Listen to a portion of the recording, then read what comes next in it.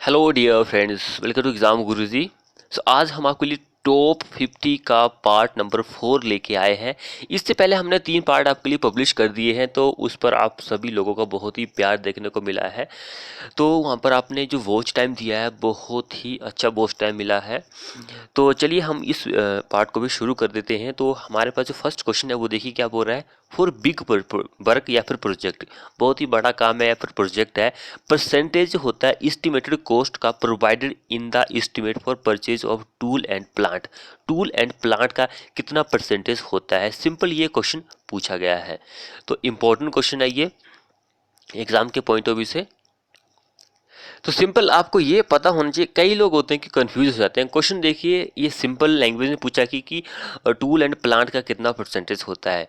ऐसा नहीं कि टूल एंड प्लांट, जैसे कि आप अगर कोई कंक्रीट का ही काम लेते हैं पीडब्ल्यूडी से, तो उन्होंने ऐसा थोड़ी बोला है आपको कि आपको अपनी मिक्सचर खरीदिए या फिर वाइब्रेटर अपना लीजिए, मशीन भी अपना लीजिए। उन्होंने वो आपके लिए ऐड करके रखा हुआ, ऐसा नहीं होता है। ये इन्होंने ये रखा होता है कि आपको भाई जो टूल एंड प्लांट लेने हैं उसमें किसी से किसी कॉन्ट्रैक्टर से किराए पर लेंगे आप, तो उसके लिए रखा होता है कि 1 से 1.5% आपका वो भी आ जाएगा कि भाई हम आपको काम दे रहे हैं, तो अपने काम के लिए हम आपको उसको किराए पर लेने के लिए भी पैसा दे रहे हैं, तो भाई हमारा काम जो अच्छा होना चाहिए। तो ये जो होता है टूल एंड प्लांट, वो 1 से 1.5% तब रखते हैं। ए हमारा इस क्वेश्चन में आंसर हो जाएगा।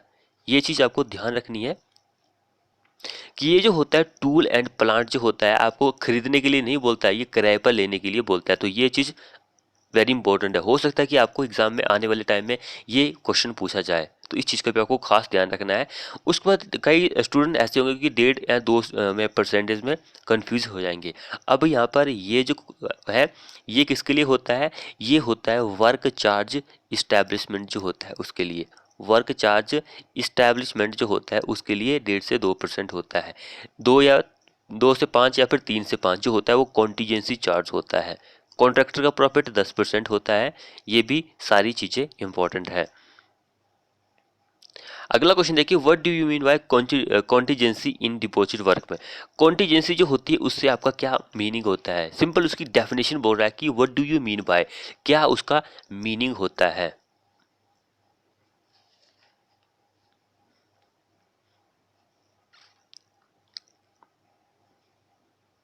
तो सिंपल मैंने आपको बता दिया कि कॉन्टीजेंसी का चार्जेस जो होता है वो कितना होता है। लेकिन अब यहाँ पे पूछ रहा है कि what do you mean by contingency. ये क्वेश्चन पूरा नहीं आ रहा था, इसलिए हम यहाँ पे ऑप्शन ही, ये देखिए क्वेश्चन ये है, लेकिन हम यहाँ पे क्या कर रहे हैं कि आपको ऑप्शन ही दिखाई दे रहे हैं, क्योंकि हमने what do you mean by उसके बारे में ही देखना है कि कॉन्टीजेंसी क्या होती है। 3 से 5% इसका परसेंटेज होता है, लेकिन क्या इसका मीनिंग होता है। देखिए, जब भी आप शेड्यूल रेट्स बनाते हैं, किसी चीज़ का एस्टिमेट बनाते हैं, तो उसमें आपको कॉन्टीजेंसी जो होती है वो क्यों ऐड करना ज़रूरी हो जाता है। ये ज़रूरी इसलिए हो जाता है, सिंपली यहाँ पे इसकी डेफिनेशन पूछी गई है कि मान के चलो कि आप काम ले रहे हैं, तो छोटे मोटे काम वहाँ पर निकल आते हैं। तो छोटे मोटे काम पर भी आपका थोड़ा बहुत तो खर्चा आएगा ही आएगा। तो वो खर्चा जो होता है उसको कैलकुलेट नहीं किया जा सकता है।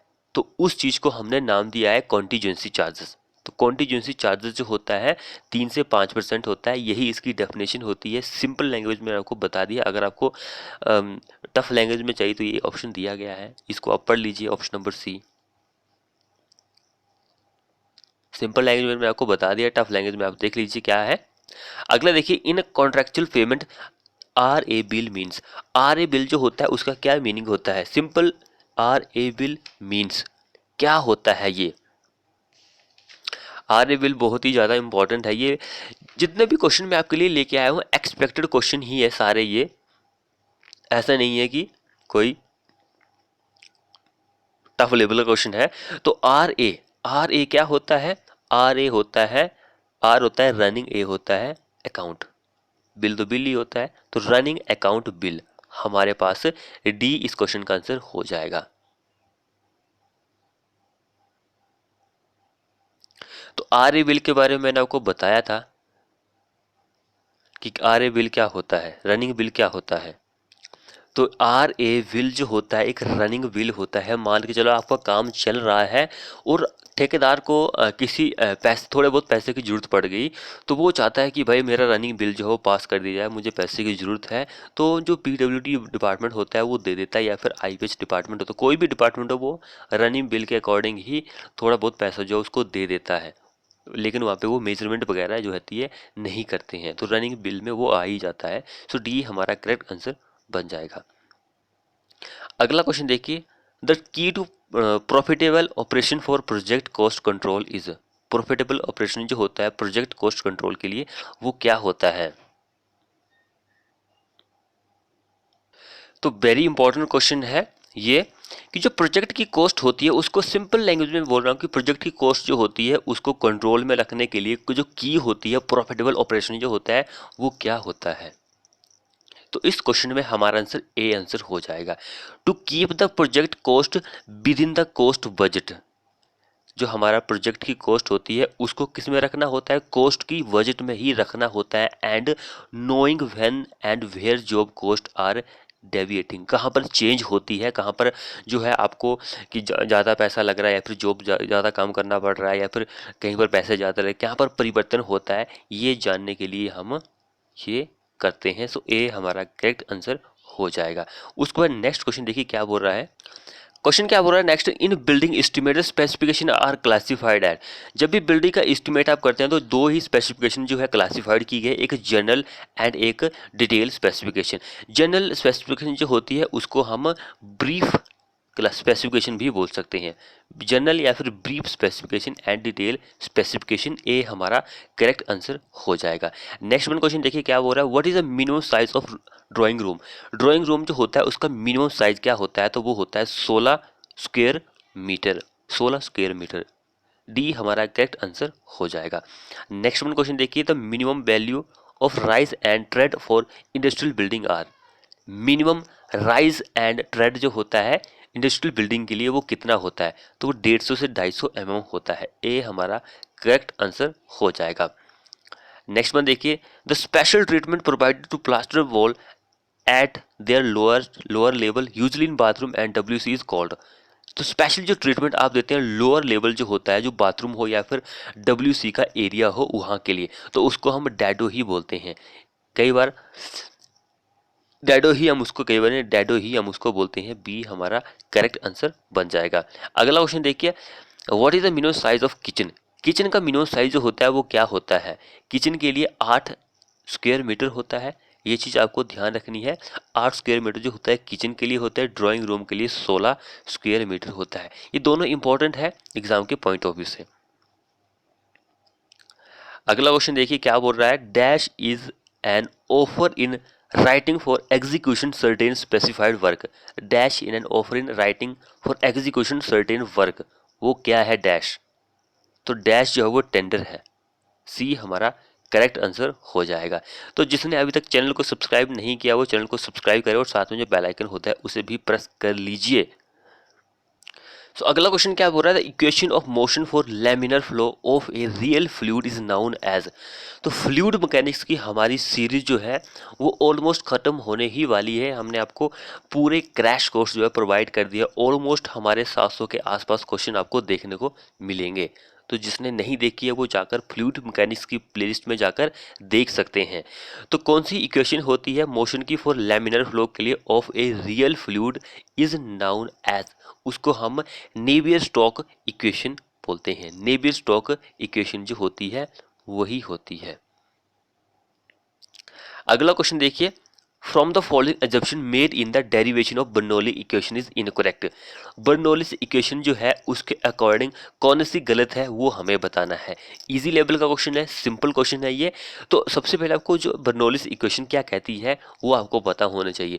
इसमें जो हमारा फ्लूइड होता है आइडल होता है एंड स्टीडी फ्लूइड होता है, ये भी आपको याद रखना है। हमारा फ्लो जो होता है इनकम्प्रेसिबल होता है एंड इरोटेशनल होता है। एंड जो ये बर्नौलीज इक्वेशन होती है बेस्ड होती है कंजर्वेशन ऑफ एनर्जी पर। एनर्जी पर ये बेस्ड होती है।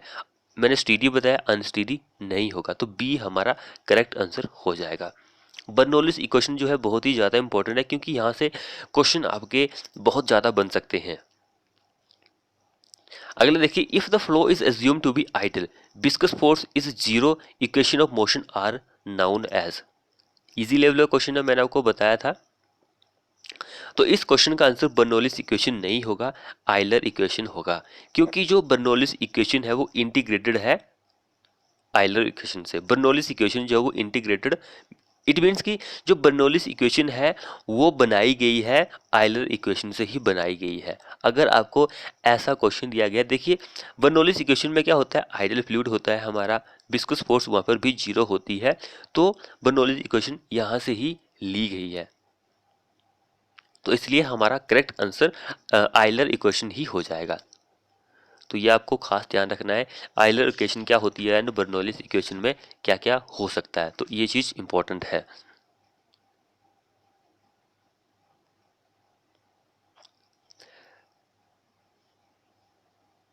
नेक्स्ट क्या बोल रहा है, the flow in which the velocity at any given time change with respect to space, with respect to space. अब देखिए इजी लेवल का क्वेश्चन आ गया, विद रिस्पेक्ट टू स्पेस अगर आपसे पूछा जाए तो हमारा क्या होता है, नॉन यूनिफॉर्म फ्लो होता है।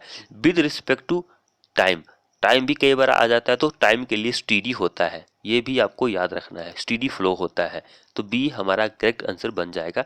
उसके बाद देखिए, द फ्रिक्शनल रेजिस्टेंस जो होता है टर्बुलेंट फ्लो के लिए इज, फ्रिक्शनल रेजिस्टेंस जो होता है टर्बुलेंट फ्लो के लिए वो प्रोपोर्शनल होता है डेंसिटी जो होती है फ्लूइड के उसके। सो ए हमारा बिल्कुल सही आंसर बन जाएगा। अगला देखिए, the flow in which parallel curved stream line are steady, कोई फ्लो है हमारे पास जिसमें क्या हो रहा है, पैरेलल कर्व्ड स्ट्रीम लाइन जो है वो स्टीडी हैज उसके पास क्या होगी, लोकल एक्सेलरेशन होगी, नॉर्मल कन्वेक्टिव वेल एक्सेलरेशन होगी, या फिर नॉर्मल कन्वेक्टिव एक्सेलरेशन, या फिर टेंजेंशियल कन्वेक्टिव एक्सेलरेशन, क्या होगी उसके पास। तो उसके पास जो होगी वो टेंजेंशियल कन्वेक्टिव एंड एक्सेलरेशन होगी। डी हमारा करेक्ट आंसर हो जाएगा इस क्वेश्चन का।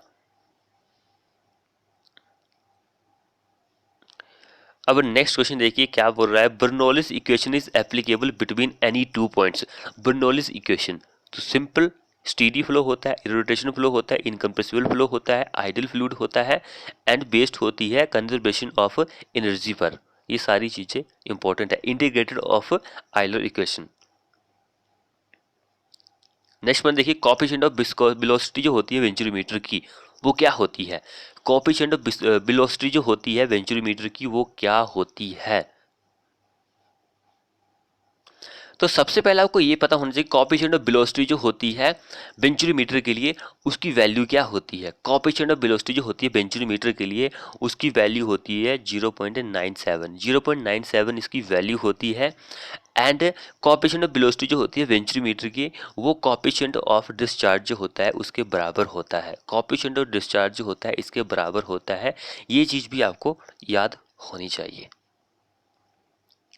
क्योंकि कोएफिशिएंट ऑफ जो डिस्चार्ज होता है उसकी वैल्यू भी 0.94 से लेकर 0.98 ही होती है, तो it means almost similar equal ही होगा। देखिए 97, तो ये देखिए velocity and discharge equal to है।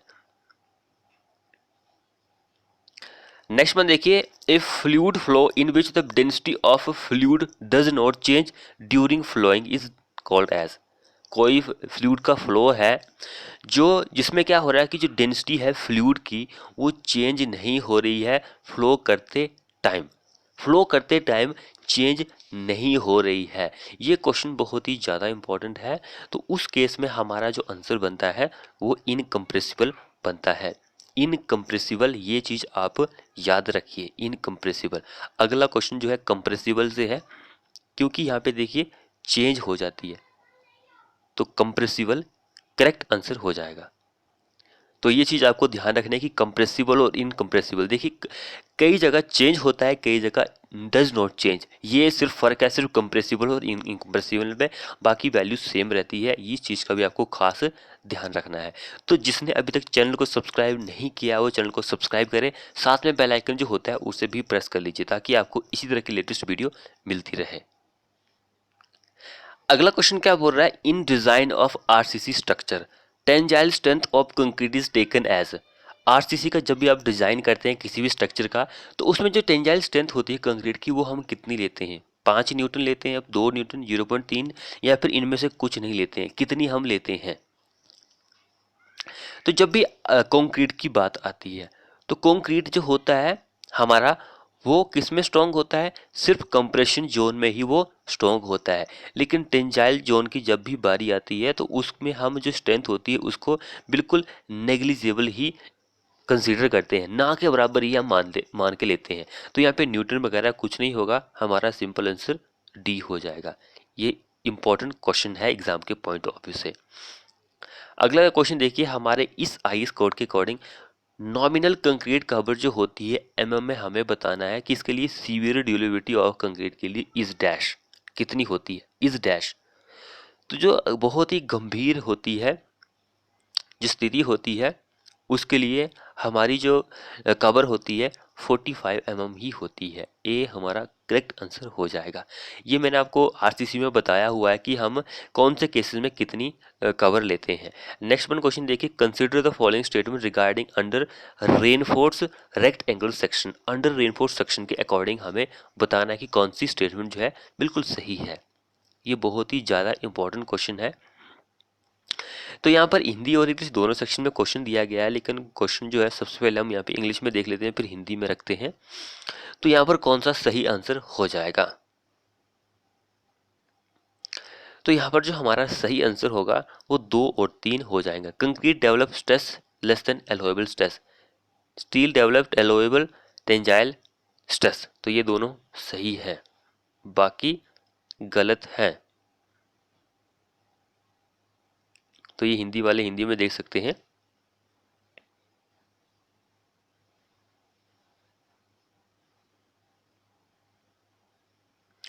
अगला क्वेश्चन देखिए, as the percentage of steel increase, steel का परसेंटेज इंक्रीज होगा तो क्या होगा? तो क्या होता है? तो न्यूट्रल एक्सिस जो होती है उसकी गहराई भी बढ़ती है, हमारी स्टील ज़्यादा होगा, डेप्थ भी ज़्यादा होगी। अगला देखिए, मूवमेंट ऑफ रेजिस्टेंस जो होता है बैलेंस कंक्रीट बीम का, वो बेस्ड होता है on the stress in. Movement of resistance जो होता है बैलेंस रेनफोर्स कंक्रीट बीम का is based on the stresses इन। तो बैलेंस सेक्शन है तो आपको जो देखने को मिलेगा स्ट्रेसेस, वो दोनों में ही देखने को मिलेगा। हमारा स्टील में भी देखने को मिलेगा एंड कंक्रीट में भी देखने को मिलेगा, क्योंकि ये दोनों ही सेम टाइम पर फेल होते हैं साइमल्टेनियसली। सो सी हमारा करेक्ट आंसर हो जाएगा। इन केस अंडर होगा तो स्टील में होगा, इन केस ओवर रेनफोर्स होगा तो कंक्रीट होगा। तो ये दोनों इंपॉर्टेंट है। अगला देखिए, according to working stress method the modular ratio जो होता है स्टील एंड कंक्रीट का वो कितना होता है? According to modular ratio, easy level का क्वेश्चन है, क्या आंसर होगा इसका? मॉडुलर रेशियो जो होता है वो क्या होता है? सिंपल है, मॉडुलर रेशियो जो होता है वो 280/3 सिग्मा सीबीसी। तो यहाँ पे अब सिग्मा सीबीसी तो नहीं दिया गया, ए बी सी डी इस तरह से दिया गया है, तो हमारा आंसर क्या होगा? मैंने आपको पिछले वीडियो में बताया भी था कि हम क्या लेते हैं मॉडुलर रेशियो जो होता है, तो सी करेक्ट आंसर लेते हैं। नेक्स्ट वाला क्वेश्चन देखिए, फ्लेक्सुरल कोलैप्स जो होता है over reinforce beam is due to. Flexural collapse जो होता है ओवर रेनफोर्स बीम जो है किसकी कौन सा कारण की वजह से होता है? फ्लेक्सुरल कोलैप्स जो होता है तो वो प्राइमरी फेलियर की वजह से होता है फ्लेक्सुरल कोलैप्स।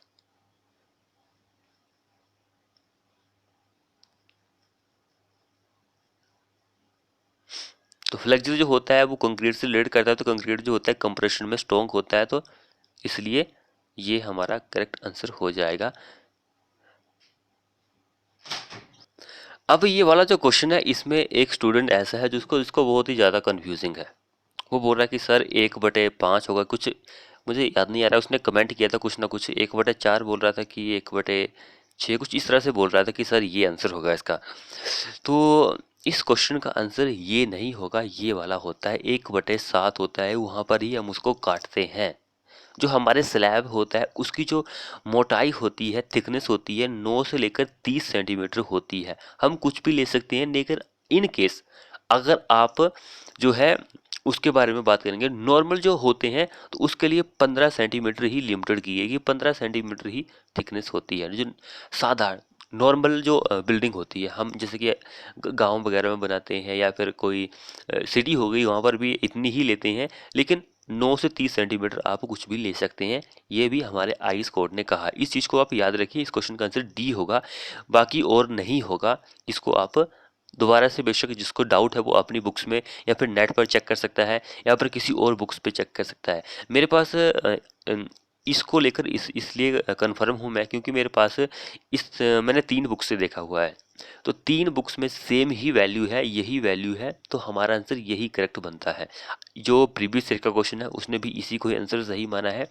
ये क्वेश्चन जो है एफसीआई में पूछा गया है, यूपीसीसीएल में पूछा गया है, एसएससी जे में पूछा गया है और भी कई बोर्ड में पूछा गया है, तो उन तीनों ने इसी को ही आंसर सही माना है, तो यही हमारा करेक्ट आंसर होगा। अगला देखिए, इफेक्टिव कवर जो होती है किसके लिए,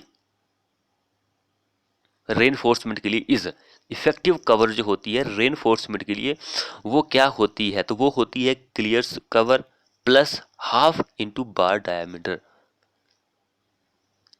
हाफ ही आप बोल सकते हैं या फिर 1/2 भी बोल सकते हैं, एक ही बात है। तो ये चीज इंपॉर्टेंट है एग्जाम के पॉइंट ऑफ व्यू से। अगला क्वेश्चन देखिए, ये भी इंपॉर्टेंट क्वेश्चन है। मिनिमम कवर एमएम में सारी वैल्यू दी गई है, to main bar in slab beam column footing कितनी होगी। स्लैब की बात करें तो 15 mm होती है या फिर डायमीटर ऑफ बार। अगर हम बीम की बात करें, बीम के लिए 25 होती है। कॉलम की बात करें, कॉलम के लिए तो 40 mm होती है। फुटिंग की बात करें 50 mm होती है। लेकिन इन केस हमारा आंसर यहाँ पर क्या हो जाएगा, ये आपको ध्यान रखना है। तो बी करेक्ट आंसर बन जाता है, क्योंकि 75 दिया गया है, कोई बात नहीं, 50 होता है, लेकिन कई केसेस में 75 ही हम फुटिंग के लिए मिनिमम कवर लेते हैं, ये भी आपको ध्यान रखना है। तो क्या बोल रहा है question, in a plate girder design, plate girder design जो होता है, the rivet connecting the flange angle and the flange plate have to be design for. Design for किसके लिए डिजाइन की जाती है, तो वो सिंगल शेयर जो होता है उसके लिए ही ये डिजाइन की जाती है। मैं आपको इतने सारे क्वेश्चन जो है मिनिमम टाइम में प्रोवाइड कर रहा हूँ। 50 क्वेश्चन देखिए आपकी रिवीजन के लिए ही प्रोवाइड कर रहा हूँ। ये हमने सीरीज जो है टॉप 50 वाली सीरीज जो है इसलिए चलाई हुई है ताकि आपकी रिवीजन हो सके। बाकी आप सभी को पता है कि सारे क्वेश्चन हम वहाँ पे डिस्कस कर चुके हैं, जो हमारी चैप्टर वाइज सीरीज है उसमें डिस्कस कर चुके हैं। लेकिन जितना ज़्यादा आप प्रैक्टिस करेंगे उतना ज़्यादा आपके लिए बेनिफिशियरी हो सकता है, तो इसलिए हमने ये सीरीज चलाई हुई है। हमारा कोई मेन दूसरा इंटेंशन नहीं है कि हम इतना ज़्यादा टाइम वेस्ट कर रहे हैं आप सभी के लिए। बाकी दोबारा से हमें ये क्वेश्चन, वैसे हमने एक डॉक फाइल तो बना के रखी हुई है, तो वहाँ से हम क्वेश्चन सारे कॉपी कर लेते हैं दोबारा से, लेकिन फिर भी हमें पीडीएफ बनाने में टाइम तो लगता है। वहाँ से उठाने हैं कौन कौन सा क्वेश्चन इंपॉर्टेंट है एग्जाम के पॉइंट ऑफ व्यू से, ये देखना है अप्रोक्सीमेट। फिर भी हमें एक 50 जो क्वेश्चन है उसकी पीडीएफ बनाने में हमें अप्रोक्सीमेट 1 घंटा लग जाता है। तो फिर भी आपका भी फर्ज बनता है यार, कुछ ना कुछ तो जो मैं आपको बता रहा हूँ वो आप अच्छी तरह से स्टडी कर लें, तो आपका ही फायदा है, मेरा कोई फायदा नहीं है। नेक्स्ट वन क्वेश्चन देखिए, structural member in with the tensile forces acting parallel to longitudinal axis. Structural member वो कौन सा होता है,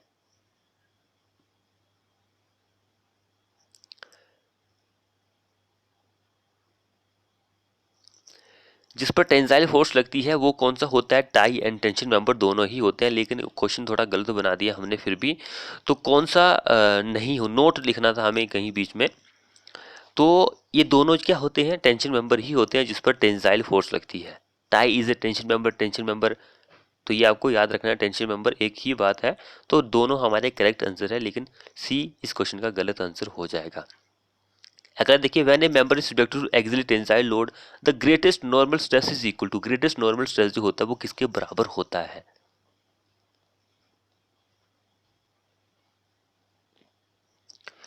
तो जो मैक्सिमम शेयर स्ट्रेस होता है उसके 2 गुना होता है।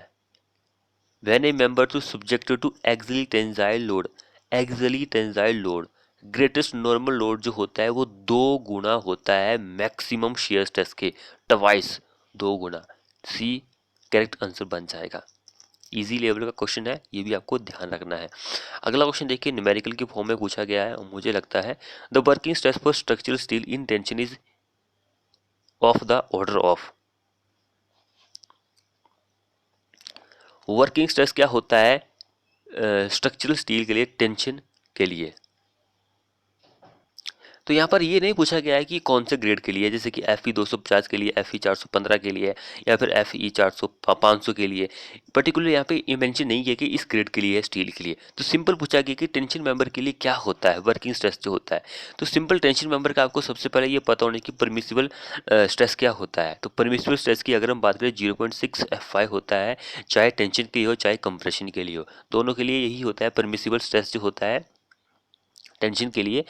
तो यहाँ पर हमें 0.62 वैल्यू तो बता दी गई है, लेकिन FY ग्रेड जो दिया गया है स्टील का ये नहीं बताया गया है। तो हमें क्या करना पड़ेगा कि 0.6 इंटू 250 करके भी देखना पड़ेगा, 0.6 इंटू 415 भी करके देखना पड़ेगा, 0.6 इंटू 500 भी करके देखना पड़ेगा। तो कौन सा इसको करके ऑप्शन मैच होता है वो हमें करेक्ट आंसर चूज कर लेना है। तो जो भी वैल्यू आएगी वो न्यूटन पर mm स्क्वायर में ही वैल्यू आएगी। तो सबसे पहले हम इसको करते हैं, तो इसको करने के बाद 150 हमारे पास आंसर जो है वो आ जाता है। तो सी करेक्ट आंसर हो गया। बाकी हमें करने की जरूरत ही नहीं है, पहले से आंसर मिल जाएगा। तो हमें ये करने की क्यों जरूरत है, क्या जरूरत है, तो इस चीज़ का आपको खास ध्यान रखना है। इन केस अगर आपसे पूछा जाए कि 415 के लिए कितना होता है, तो 415 के लिए 250 आता है, एंड 500 के लिए कितना आता है, 300 आता है वर्किंग स्ट्रेस जो होता है। ये दोनों वैल्यू इंपॉर्टेंट है, ये तो इंपॉर्टेंट ही है, तो पूछा ही गया है। तो यहाँ पे देखिए 250 300 नहीं दिया गया, तो हमें क्यों बस मल्टीप्लाई करना है, तो ये चीज़ आपको खास ध्यान रखनी है। उसके बाद देखिए a tension member if the subject to possible reversal of stress due to wind the slenderness ratio जो होता है should not exceed. Slenderness ratio जो होता है 350 होता है।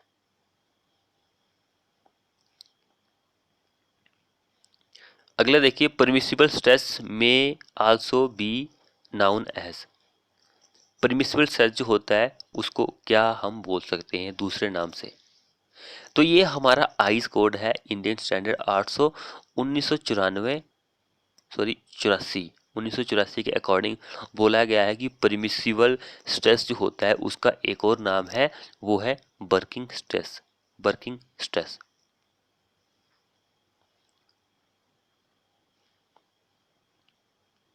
नेक्स्ट वन क्वेश्चन देखिए, अकॉर्डिंग टू हमारे इस आइस कोड के अकॉर्डिंग परमिसिबल स्ट्रेस जो होता है एक्सिलरी टेंशन में for FY minimum yield stress होता है। FY क्या होता है, इसको वैसे काट ही देना था। तो क्या होता है, तो मैंने आपको पीछे क्वेश्चन में बताया भी था अभी कि क्या होता है, ये हमारा करेक्ट आंसर हो जाएगा। तो इसलिए ये इंपॉर्टेंट है। उसके बाद नेक्स्ट वन क्वेश्चन देखिए, सेम वही है एक्सिलरी टेंशन के लिए 0.6। फिर नेक्स्ट क्वेश्चन भी सेम वही है पूछा गया है, लेकिन क्वेश्चन पूछने का थोड़ा अलग। देखिए अकॉर्डिंग टू हमारे यहाँ पे देखिए आइस कोड चेंज हो गया, आइस कोड चेंज हो गया। अभी एक बिल्कुल क्लियर डेप्थ में पहुंचे हैं कि ये जो होता है 216-26 ये टेंशन मेंबर से ही रिलेट करता है एक्चुअली डायरेक्ट टेंशन के लिए। तो ये हमारा इस आइस कोड से रिलेट करेगा, ये चीज़ भी आपको खास ध्यान रखनी है। उसके बाद फिर वही क्वेश्चन पूछा गया है, तो यहाँ पे क्वेश्चन को घुमा फिरा के वही पूछा गया है बहुत ही लेंथी करके। हमारा आंसर यही होना है, हमें ये पता है। तो ये चीज़ खास ध्यान रखनी है कि क्वेश्चन जो है आपको भुलाने के लिए ही पूछे जाते हैं, ताकि आप कंफ्यूज हो जाएं और आप क्वेश्चन को सॉल्व ना कर पाए। ये चीज़ आपको खास ध्यान रखनी है। तो नेक्स्ट वन क्वेश्चन क्या बोल रहा है, in a combined footing for 2 column carrying unequal load the maximum hogging bending moment occur at. Hogging bending moment जो होता है वो कहाँ पर आपको देखने को मिलता है, अगर हमारे पास कंबाइंड फुटिंग है 2 कॉलम के लिए जिन्होंने कैरी किया हुआ है 2 अनइक्वल लोड। एक पर मान के चलो कि 100 न्यूटन का लोड लग रहा है, दूसरे पर 120 का लग रहा है, तो अनइक्वल वो होता है अनइक्वल। तो क्या आंसर रहेगा इस क्वेश्चन का, तो इस क्वेश्चन में हमारा जो आंसर होगा यहाँ पे मैक्सिमम होगिंग बेंडिंग मूवमेंट आपको देखने को मिल रहा है, तो शेयर फोर्स जो होगा वो 0 आपको देखने को मिलता है। सो डी हमारा करेक्ट आंसर हो जाएगा इस क्वेश्चन में। ये चीज़ आपको खास ध्यान रखनी है। उसके बाद नेक्स्ट क्वेश्चन देखिए, the diameter of transverse reinforcement of column should be equal to 1/4 of the diameter of the main steel rod but not less than, तो इस क्वेश्चन का आंसर सी आंसर हो जाएगा। 6 mm से कम नहीं होना चाहिए ट्रांसवर्स रेनफोर्समेंट जो होती है उसका डायमीटर। अगला देखिए कौन सी स्टेटमेंट सही है, हमें ये बताना है। तो सही स्टेटमेंट जो है वो सी होगी। On an absolutely rigid foundation base the pressure will be not be uniform, pressure जो होता है यूनिफॉर्म नहीं होता है। तो ये बिल्कुल ही सही स्टेटमेंट है। रिजिड जो होती है उस पर प्रेशर जो होता है सेम नहीं रहता है। देखिए यूनिफॉर्म, ये देखिए एज पर, तो ये गलत है, बाकी ये बिल्कुल सही है। अगर रिजिड फाउंडेशन है तो उस पर प्रेशर जो होता है वो यूनिफॉर्म नहीं होता है। अगला क्वेश्चन देखिए, अकॉर्डिंग टू हमारे आईएस कोड, इस आईएस कोड का thickness of reinforce concrete footing on pile at its edge kept less than, कितनी आप रखते हैं?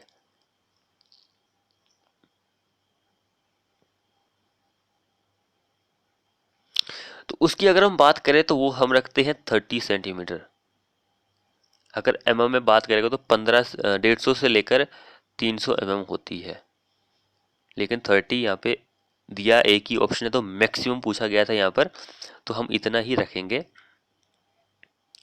अगला क्वेश्चन देखिए, if the diameter of longitudinal bar of A square column is 16 mm, diameter जो होता है लैटरल टाइज का should not less then, diameter जो होता है लैटरल टाइज का वो कितना होता है? तो डायमीटर जो होता है लैटरल टाइज का वो हमारा सी क्वेश्चन में आंसर हो जाएगा। नेक्स्ट क्वेश्चन देखिए, bottom bar under the column are extended into the interior of the footing slab to a distance greater than, तो क्या इस क्वेश्चन का आंसर रहेगा? तो क्वेश्चन का आंसर रहेगा ये वाला।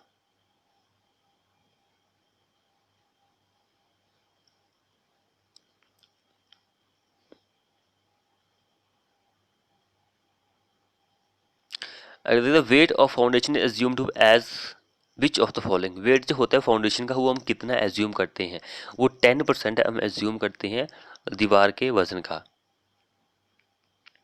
नेक्स्ट क्वेश्चन देखिए, if the width of the foundation for two equal column is restricted the shape of the footing generally adopted, कौन सी शेप जो होती है उसको अडॉप्ट करते हैं? तो वो जो शेप होती है वो होती है rectangular shape. Rectangular हमारी शेप अडॉप्ट की जाती है। कई स्टूडेंट ऐसे होंगे जो कि ट्रेपेजोइडल पर आंसर करेंगे, लेकिन ये गलत है, रेक्ट एंगुलर शेप होती है। अगला क्वेश्चन देखिए, a 90 metre high RCC building is to be constructed founded on a weak fine grain soil, the type of foundation used for this construction should be, कौन सी होगी? तो राफ्ट फाउंडेशन हम उस केस में यूज करते हैं पाइल के साथ।